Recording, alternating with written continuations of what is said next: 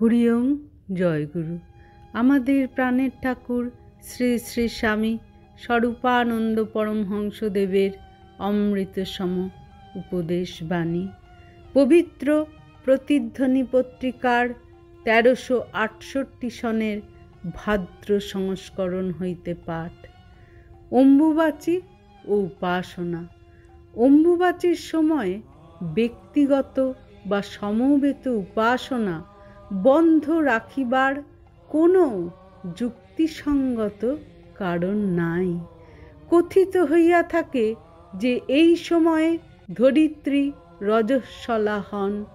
ইহার তাৎপর্য এই যে এই সময় বসুন্ধরা জলসিক্তা হন। অতএব এই সময়ে জ্যোতি ও ব্রতীদের অগ্নি উৎপাদন করিয়া বা কৃষকদের হলকর্ষণ করিয়া ধরণীকে উত্তক্ত করা নিষেধ। এই সময়ে অত্যধিক বৃষ্টি হয় বলিয়া একদা অগ্নি উৎপাদন ও হল চালন অসম্ভব ছিল, তাই অসঙ্গত বলিয়া পরিগণিত হইয়াছিল।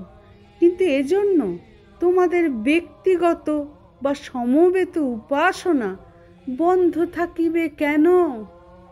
হরি ওম। জয় গুরু।